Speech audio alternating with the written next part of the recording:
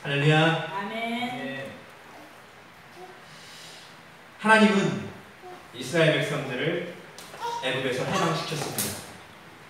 430년간의 종살이를 마치고 애굽을 탈출한 이스라엘 백성들. 그리고 그 백성들의 목적지는 가나안 땅이었습니다. 그 가나안 땅을 하나님께서 말씀하시기를 젖과 꿀이 흐르는 땅, 가나안 땅이라고 했어요. 그러면 이제 출애굽 시키셨으니까 당연히 그 목적대로 가나안 땅으로 빨리 인도하셔야 될 텐데, 그러나 하나님께서 그렇게 하지 않으셨습니다. 물론 그 가나안을 정탐했던 12 정탐꾼, 40일 동안 정탐했던 그 12 정탐꾼이 와서 보고를 하는데, 여호수아와 갈렙이 저기는 진짜 하나님께서 허락하신 땅입니다 라고 얘기를 했음에도 불구하고 그들이 거기 안에 있는 거인족과 아낙 자손, 그 자손들에 대해서 자기들이 메뚜기와 같다, 이 말에 오히려 더 신뢰하고 하나님을 불신했습니다. 그 이유 때문에 정탐꾼이 가나안을 정탐했던 40일간을 1년씩 해서 하루씩 해서 40년 동안 그래서 광야 생활을 하게 만드셨죠. 그렇죠? 그래서 광야 생활을 마치고 그 다음에 하나님은 그들을 가나안 땅으로 이끄시기 위해서 이제 여호수아를 또 세우셨는데, 근데 이제 그들을 인도하실 때 하나님께서는 야 따라와라 사람의 모습으로 나와서 인도하거나 그러시지 않고 그분의 현현, 구름 기둥과 불 기둥으로 그들을 이끄셨습니다. 출애굽 과정을 설명하는 지도를 보면요, 우리가 요즘에 비행기 타면은 비행기 타고 일본 가서 밥 먹고 오는 시대잖아요, 그죠? 근데 이제 그때야 물론 비행기가 없었겠지만 그래도 직선 코스는 있었습니다. 그래서 직선 코스로 가면 얼마 안 걸리는 코스입니다. 거기를 40년 동안 방황하는 게 말이 안 되는 일이에요. 그러나 굉장히 하나님의 인도는 멀게 그들을 인도하신 거예요. 구름 기둥과 불 기둥. 근데 왜 그렇게 하셨을까? 그러면 여러 학자들이 그것을 연구를 하는데, 대표적인 것을 정리한 것은 하나님이 이스라엘 백성들을 광야에서 만나주기 위함이다. 하나님께서 광야에서 그들의 일원 가운데 그들을 만나고 소통하기 위해서 40년간이나 방황하게 만들었다. 그런데 이것이 신앙생활입니다. 우리의 신앙생활이 예수님을 믿은 그 날부터 부자가 되고 건강해지고 관계가 좋아진다면 얼마나 좋겠습니까? 이 땅의 모든 사람이 다 예수님 믿겠죠. 그러나 그렇지 않아요. 신앙생활하면서 광야 생활 같은 신앙생활을 너무나 많이 했거든요. 그래서 신앙생활은 그 광야 같은 삶 가운데에 하나님과 만남으로써 시작되는 게 신앙생활이에요. 내가 지금 하나님과 만나지 않고 있다? 나는 그런 적이 없다? 그럼 그 사람은 그냥 교회를 다닌 거지 신앙생활을 하는 건 아닙니다. 신앙생활이라는 것은 하나님과 만남부터 시작됩니다.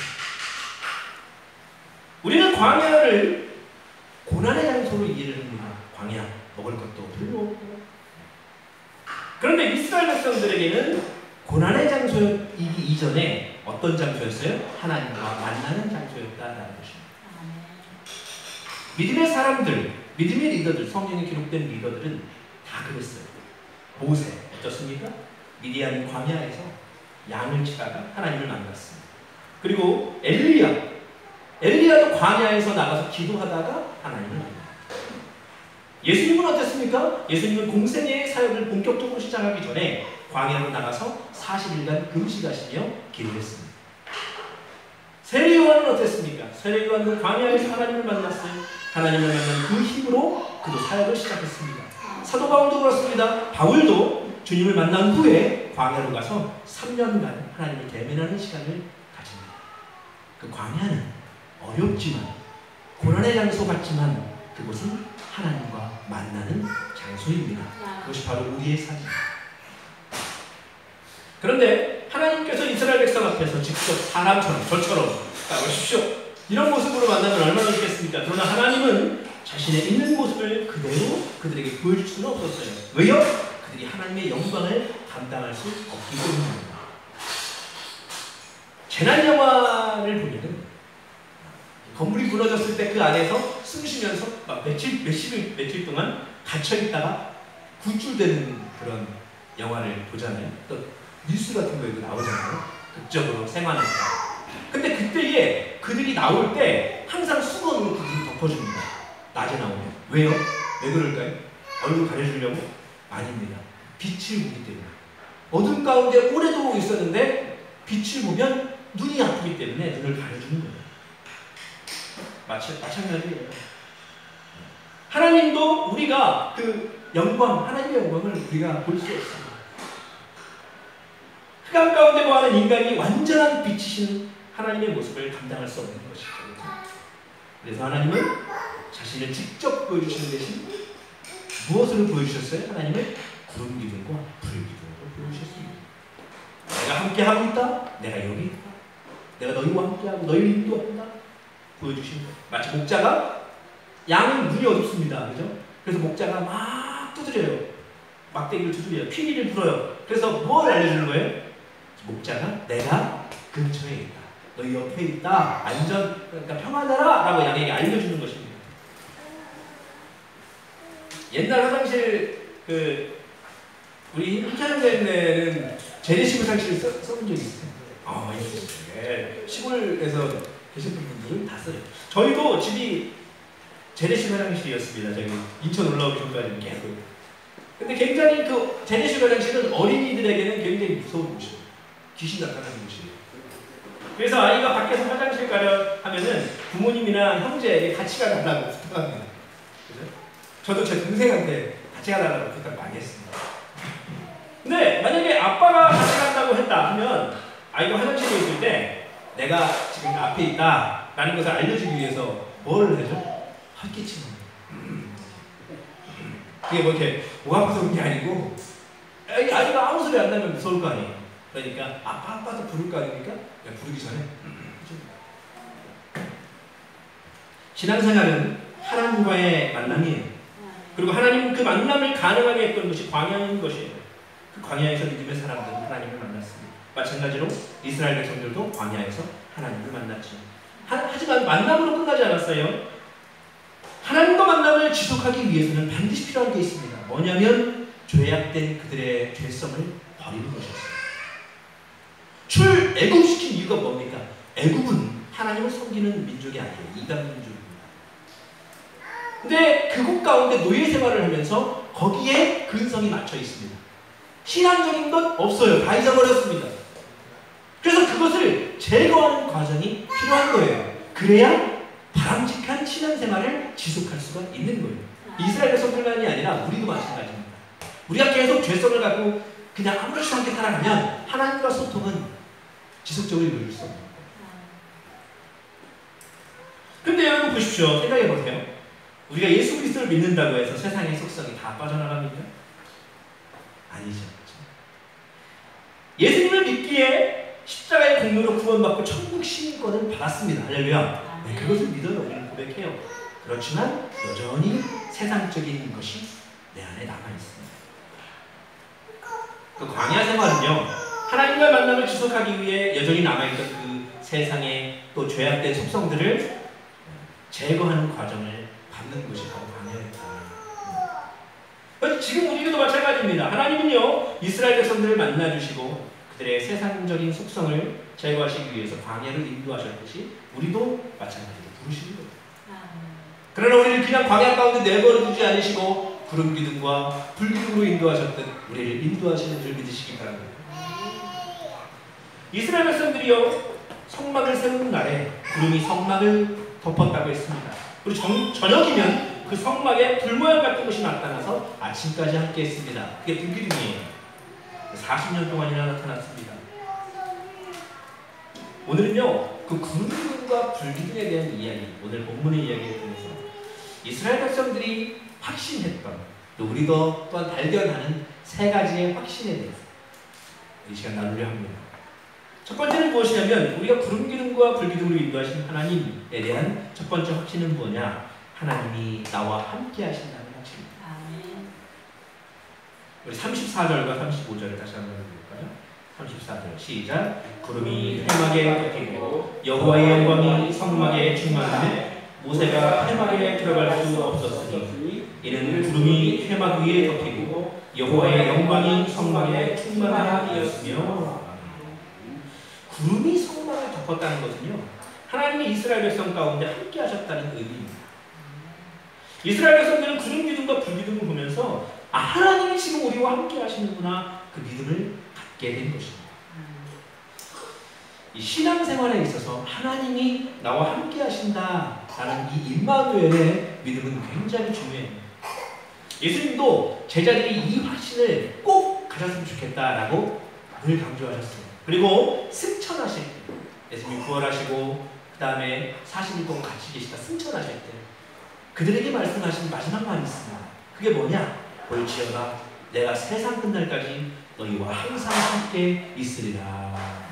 이 말씀하십니다. 내가 세상 끝날까지 너희와 항상 함께 있을게. 내가 지금 모습은 너에게 보였듯이 그 모습은 없지만 늘 함께 하는 거야. 내가 없다고 생각하지 마라. 그 얘기입니다. 그래야 그 제자들이 사도로서 예수님의 제자다운 사역을 감당할 수 있기 때문에 하나님이 함께 하신다는 사실을 확신하는 사람은요, 하나님의 뜻을 행하는데 더 열심히 낼 수밖에 없어요. 믿음의 일에도 담대히 합니다. 주님의 제자들은요, 처음부터 하나님의 일에 담대한 사람이 아니었습니다. 예수님이 잡히실 때 그들은 어떻게 했습니까? 다 도망갔어요. 예수님 잡히실 때 도망갔어요. 수제자로 했던 베드로는 어떻게 했습니까? 예수님을 모른다고 3번이나 부인했습니다. 그런데 그들이 오순절날 마가의 다락방에서 성령께서 임하신 후에 어떻게 됐습니까? 어떤 변화가 있었어요? 하나님이 함께 하신다는 임마누엘 신앙을 확신하게 되었다. 그래서 그들은 이제 그때부터는 임마누엘, 하나님 나와 함께 하셔, 이 신앙관을 가지고 사역을 감당해야 돼요. 그래서요, 그 확신을 가지니까 핍박도 두려워하지 않았습니다. 죽음도 두려워하지 않았습니다. 그리고 하나님의 일, 그 예수님께서 하지 못하셨던, 명령하셨던 그 사역을 이어서 감당할 수 있었다라는. 하나님이 함께 하신다는 사실을 확신하면 거룩한 삶을 살려고 노력할 거예요. 그렇죠? 누군가 나를 지켜보고 있어. 이걸 생각하면 함부로 행동할 수 있나요, 여러분? 여러분, 누군가 많이 지켜보는데 내가 튀는 행동해야지? 이 사람을 뭐라고 부릅니까? 두 글자로 관종이라고 부르는 거 아니에요? 그렇죠? 물론 이제 그게 사람 마음인데 그것이 사람들에게 본이 되는 행동은 너무 좋죠. 그렇죠? 그러나 본이 되지 않는 죄악된 행동이면 바람직하지가 않죠. 그렇죠? 하나님이 나를 보고 계셔. 근데 사람이 본다고 생각해도 내가 조심히 행동하는데 하나님께서 선악한 심판하시는 하나님께서 나를 보고 계신다라고 생각하면 여러분 어떻게 함부로 행동하고 함부로 말할 수가 있을까요? 여러분, 임마누엘 신앙, 하나님이 함께 하신다는 신앙이 아주 확실해서 경건한 삶을 살았던 믿음의 사람이 있습니다. 누구냐면 요셉이에요. 요셉이 보디발 시위대장 보디발의 집에서 종살이 할 때 보디발의 아내가 계속 유혹합니다. 근데 요셉은 그때 어떤 사람이었습니까? 가족을 다 잃은 사람이에요. 가족한테 버림받은 사람이에요. 그렇죠? 상처가 많은 사람이었습니다. 그리고 그는 외로운 사람입니다. 분명히 그죠? 그 인생을 보면. 근데 그때의 그 보디발의 아내가 유혹한다? 굉장히 달콤한 유혹이었을 거예요. 그런데 요셉은 어떤 확신이 있었다고요? 하나님이 나와 지금 함께 하신다는 확신이 있었다. 그래서 창세기 39장 2절 말씀 보면 여호와께서 요셉과 함께 하심으로 그가 형통한 자가 되어 그 주인 애굽 사람의 집에 있으니. 아멘. 이렇게 말씀하셨습니다. 그래서 이 임마누엘 신앙을 가졌기 때문에 그는 그 보디발의 아내의 유혹을 이겨낼 수 있었다라는 것입니다. 물리칠 수 있었다라는 것. 하나님 앞에 죄를 지을 수 없었습니다. 요셉은 보이는 세계만 생각하는 것이 아니라 보이지 않게 자신과 함께 하시는 하나님에 대한 확신을 분명히 하고 있었던 사람이다. 하나님은 낮에 구름 기둥으로 또 밤에는 불 기둥으로 이스라엘 백성과 함께 하셨습니다. 근데 우리가 밤이라는 게 있습니다. 밤이라는 이미지를 생각하면 어떤 생각이 들죠? 밤, 고통의 시간, 뭔가. 그 다음에 죄악된 시간, 이렇게 생각됩니다. 밤. 여러분, 우리가 고난당하거나 죄악 가운데 빠졌을 때 결국은 이게 칠흑 같은 밤 같은 시간이라고 볼 수 있을 겁니다. 근데 그때에도 우리 하나님은 우리와 함께 하시는 분심을 믿습니다. 그게 바로 성경에서 불기둥으로 함께 하신 하나님. 그 불기둥으로 함께 하신 하나님이 그들과 함께 하셨던 우리와 함께 하십니다. 하나님은 낮에 구름기둥으로만 함께 하시진 않았다는 거예요. 밤에도 불기둥으로. 왜요? 광야는 무서운 들짐승이 살고 있는 곳입니다. 그리고 이스라엘 백성들, 여러분 전쟁사 보면은 전쟁 엄청 많이 했습니다. 그래서 주변에 늘 적들이 많아요. 그렇기 때문에 하나님이 그들을 불기둥 가운데 보호해 주시는 거예요. 여러분, 이스라엘 백성들을 광야에서 함께 하셨던 하나님이 지금 저와 여러분을 함께하고 계심을 고백할 수 있기를 소원합니다. 우리가 구름기둥과 불기둥을 통해서 확신하는 한 가지 확신이 뭐라고요? 하나님이 함께하고 계신다. 임마누엘. 두 번째는 무엇입니까? 어떤 것에 대한 확신이에요? 하나님이 나를 인도하고 계신다라는 확신입니다. 하나님이 나를 인도하고 계신다. 36절과 37절 함께 읽어볼까요? 36절입니다. 시작. 구름이 성막 위에서 떠오를 때에는 이스라엘 자손이 그 모든 행진하는 길에 앞으로 나갔고, 구름이 떠오르지 않을 때에는 떠오르는 날까지 나가지 아니하였으며. 아멘. 오늘날 운전하는 사람들은 진짜 편하게 운전을 하는 거죠.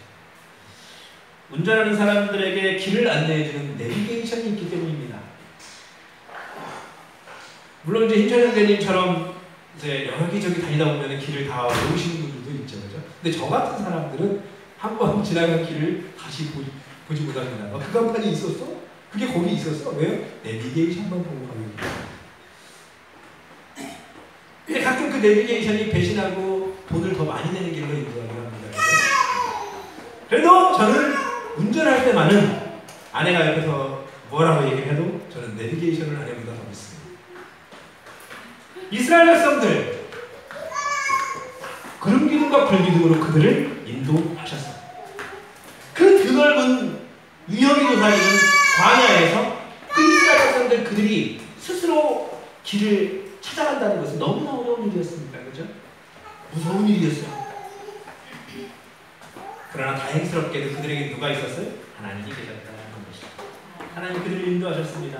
그럼 그들은 뭘 하면 되는 거예요? 이스라엘 백성들은? 하나님이 인도하는 방법대로 순종하면 되는 거예요. 구름기둥이 떠올라서 움직이면 장막을 정리해서 그것을 따라가면 되는 거였고, 구름기둥이 떠오르지 않고 머물러 있으면 떠오를 때까지 그 자리에 그대로 1년이고 2년이고 3년이고 머물러 있으면 되는 것이었습니다. 그런데 생각해 보십시오. 우리 이제 군대 장교 여기 부사관 출신 우리 hinchon 계시는, 저도 이제 2년간 현역을 갔다 왔지만 장막 있잖아요. 텐트를 걷고 피고 하는 게 사명국장에서는 엄청 어렵습니다. 엄청 어려워요. 그래서 훈련 때 진지 이동을 많이 하면 너무 피곤해요. 너무 힘들어요.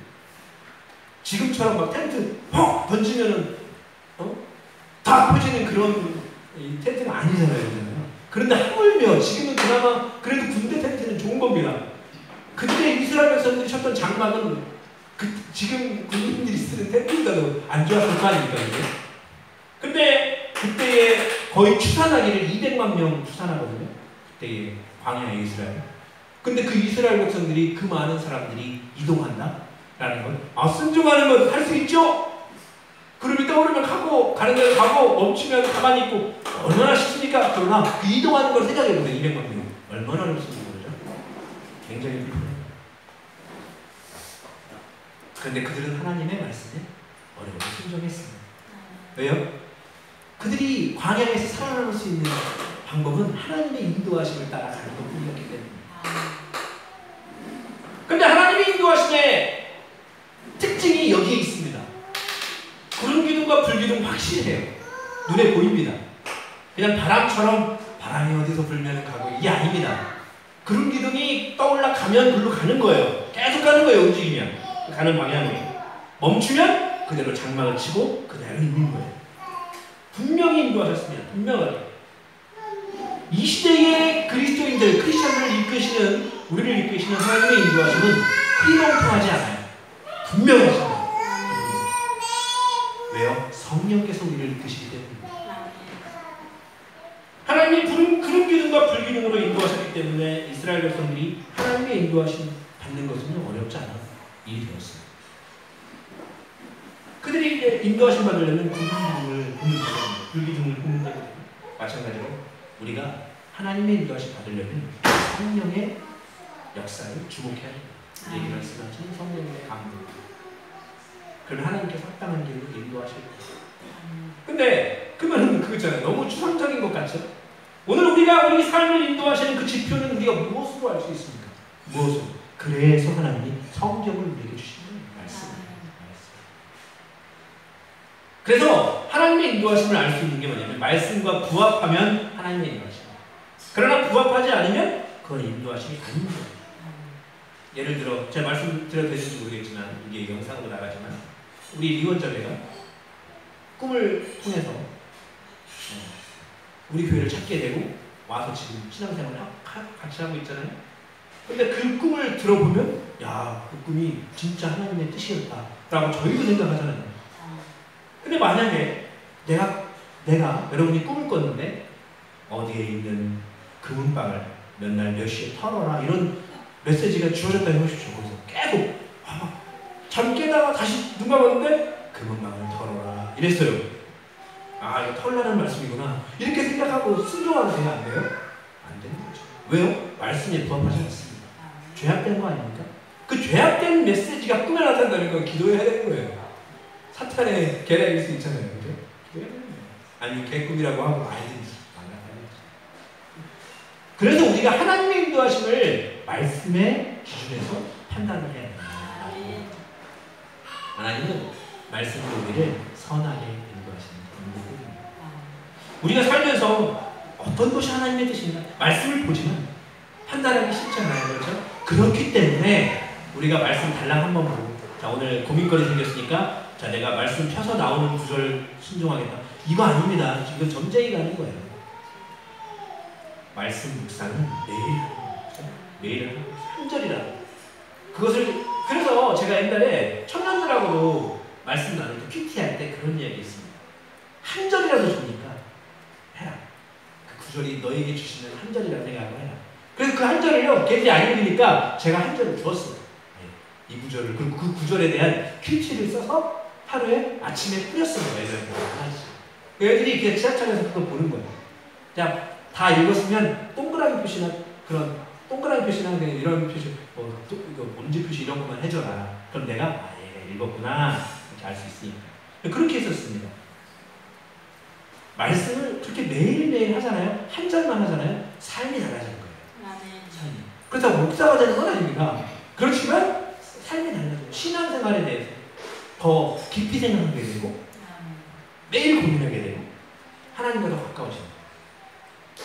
또 예배 중에 이렇게 설교 말씀 듣고 내게 깨달아지는 게 있으면 그것을 순종하면서 나아가는 거예요. 또 내가 하나님의 뜻을 모르겠다 기도하는 거예요. 기도하고 기도를 통해 하나님의 뜻을 끊임없이 묻는 겁니다. 그럼 하나님께서 응답하시고 어떻게 해요? 어떤 사람을 통해서도 응답하시고 상황을 통해서도 응답하시고 여러분 오늘도 하나님의 인도하심을 확신하고 순종하는 저와 여러분들 수 있기를 소원합니다. 우리가 구름 기둥과 불 기둥을 통해 마지막으로 어떤 확신을 우리가 가질 수 있습니까? 첫 번째는 함께 하신다고 했죠. 두 번째는 인도하심에 대한 확신. 마지막은 무엇이냐면 하나님이 보호하신다라는 것에 대한 확신입니다. 물론 인도와 보호 비슷하죠. 함께 하시는 거 비슷한 것 같죠. 그러나 그 깊이 들어가 보면 또 다른 의미가 있는 거예요. 38절 말씀 읽어보겠습니다. 38절 시작. 낮에는 여호와의 구름이 성막 위에 있고 밤에는 그의 그 구름 가운데 있음을 이스라엘의 온 족속이 그 모든 행진하는 길에서 그들의 눈으로 보았더라. 아멘. 하나님은요 이스라엘 백성들의 광야 생활 40년 동안 그들을 보호하셨습니다. 만약에 하나님의 보호가 없었다면요 그들은 그들뿐만 아니라 탈출하는 사람들뿐만 아니라 그 후손들까지 다 광야에서 죽었을 거예요. 동물에게 물려 죽었고 적군들에게 찔려 죽었을 겁니다. 실상 200만 명이 넘는 사람들이 광야에서 40년을 버틴다는 것 굉장히 어려운 일이죠. 불가능한 일이죠. 이것은 누구의 보호가 있어야 가능한 거예요? 하나님의. 근데요, 광야 생활 가운데 하나님께서 이스라엘 백성들을 보호하지 않았던 때가 있습니다. 그때가 언젠가요? 대표적인 사건을 이야기하면 백성들이 길로 인하여 원망하고 불평했던 사건이 있습니다. 그때에 그래서 이 광야에 독사가 많거든요. 독사가. 근데 아무리 독사가 많아도 하나님 보호하신 받을 때는 독사로 물려 죽었다는 기록이 없는데 이때에 하나님이 그들을 형벌하셔서 독사에 물리게 하십니다. 불뱀, 그죠? 물리게 하십니다. 그래서 하나님의 보호하심이 사라지니까 수많은 이스라엘 백성들이 불뱀에 물립니다. 쓰러집니다. 여러분, 하나님의 보호하심이 사라지면 우리에게 어떤 위험이 닥칠지 아무도 모릅니다. 어떤 위험이 닥칠지 모른다. 그 우리에게 마찬가지죠. 그래서 사람들이 어떤 위험이 나에게 닥칠지 모르기 때문에 그 닥칠 때 대비해서 금전적으로 준비하는 게 뭐예요? 보험. 저도 보험 있습니다. 많이 있는데 사람들이 이 우발적인 사고로 인한 손실에 대비하는 이게 보험이잖아요. 여기 지금 이게 사전적 정의가 4줄 있는데 다 하니까 읽진 않고. 그래서 보험회사들은 되도록이면 사람들에게 불안을 전송하게 만드는 거예요. 왜요? 많이 가입하게 만들기 위해서. 근데 여러분, 보험보다 더 안전한 것이 무엇입니까? 하나님이 보호하시는 보험은 아니에요. 하나님이 내가 횡단보도 걸을 때도 손잡고 걸으시냐? 그건 아니죠.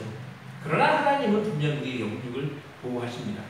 그래서 하나님이 보호하시면 어떤 질병과 어떤 사고, 어떤 불투명한 우리의 미래도 분명히 밝아질 거예요. 그러나 우리가 하나님을 의지한다고 해서 병에 안 걸리는 건 아니죠. 또 가난할 형편에 안 보이는 게 아니네요. 제가 아까 말씀드렸지만 하나님은 우리 삶의 행복을 위한 보험이 아니에요. 하나님 그러기 위해 존재하시는 분이 아닙니다. 그렇죠? 사실은 우리 교수님이 옛날에 그 말씀을 하셨거든요. 사람이 이 땅에 태어나서 그냥 가난하게 살다가 개죽음 당해도 우리는 아무 할 말 없다. 그런 얘기를 했어요. 그래서 내가 어떻게 저렇게 말할 수 있나. 보호해 주셔야지. 하나님 인도해 주셔야지. 창조하신 분인데. 그런데 우리가 권리를 주장할 수 있는 게 원래는 없다라는, 그만큼 하찮은 존재다라는 것을 이야기하시는 거예요. 그러나 하나님이 우리를 보호하시고 인도하시고 함께 하시는 건 그렇기 때문에 얼마나 감사한 일이냐. 여러분, 외롭기도 하죠. 그렇죠? 때로는 상심에 빠지기도 해요. 그러나 순간순간 하나님을 찾고 기도하며 의지하는 것이 바로 그리스도인의 삶입니다. 그렇기 때문에 우리가 하나님의 보호하심을 구하는 것입니다. 내가 그런 위험이 없으면 뭐하러 하나님의 보호를 구합니까? 그죠? 그냥 경찰이 나 보호하면 끝이지. 그러나 하나님의 보호하심이 중요하고 함께 하심이 중요하고 인도하심이 중요한 이유는 그분의 그 인도하심과 보호하심과 함께 하심이 없으면 나는 아무것도 아니기 때문인 거예요. 여러분, 우리가 늘 하나님께 구할 수 있길 바랍니다. 하나님께 우리의 마음을 평안하게 구할 수 있길 바랍니다. 하나님 부자 되게 해주십시오. 좋지요. 그러나 하나님 제가 가난하고 마음을 평안하게 해주십시오. 그게 가장 귀한 복입니다. 건강하게 해주십시오. 좋지요. 그러나 하나님 내가 병에 걸려 있어도 마음을 평안케 해주십시오. 이것이 가장 큰 축복입니다. 그 복을 구해야 된다. 저도 그래서 늘 그걸 구합니다. 하나님이 제 형편도 좋다가 안 좋다가 이렇게 하게 만드셔요, 분명히. 근데 그때마다 하나님께 이야기하는 거예요. 하나님, 저를 인도해 주세요. 제가 많을 때는 사용할 수 있게 해주시고 적을 때는 어디서 구할 수 있는 길을 열어주십시오. 이렇게 합니다. 제가 말씀드렸었죠? 고시원에서 3년 고시원 살았었다고. 근데 그때 고시원 살면서 낭망하지 않았습니다. 왜요? 그때는 저야말로 광야의 길이었거든요. 신학생이었기 때문에 신학생이 우리 길이었는데 살면 어떡해? 제가 그런 생각을 갖고 있었어요. 그냥. 그래서 그때를 살았고 하나님께 늘 감사하며 살았더니 하나님께서 세월이 흘러가면서 채워주실 걸 채워주시고 가끔은 아프게도 하시고 심장 아프게도 하시고 이럴 줄 어떻게 알았습니까? 그러나 그런 걸 주셔서 그럼에도 불구하고 하나님이 아직 나를 살게 하시니까 감사합니다. 하나님이 하시는 거예요. 시편 121편의 5절 6절에 여호와는 너를 지키시는 자라. 여호와께서 내 우편에서 내 그늘이 되시나니 낮에 해가 너를 삼치 아니하며 밤에 달도 너를 해치 아니하리로다. 여호와께서 내 우편에서 그늘이 되시나니. 유대 광야를 보면요, 유대 광야에 남향의 땅에는요 풀이 없다고 합니다. 남향의 땅에 풀이 없대요. 너무 뜨거워서 풀이 없대요. 풀이 말라버리는 거예요. 그래서 하나님의 우편에서 그늘이 되신다는 이 성령의 기록은 굉장히 극한의 상황 가운데서도 보호하시는 하나님의 보호를 강조하는 구절입니다. 말씀 속에, 오늘 말씀 속에 구름 기둥과 불 기둥은 우리가 하나님의 보호하심 가운데 살고 있다는 확신을 줍니다. 그죠? 이스라엘 백성을 보호하신 하나님이 오늘 저와 여러분의 영육을 보호하시는 분임을 믿고 나아가시길 소원합니다. 모쪼록 구름 기둥과 불 기둥으로 이스라엘을 이끄신 하나님께서 나와 함께 하시고 나를 인도하시고 나를 보호하신다는 사실을 늘 확실히 믿고 고백하며 하나님 주시는 평안을 누리며 살아가는 복된 신앙의 여정 되기를 소망합니다. 기도하겠습니다.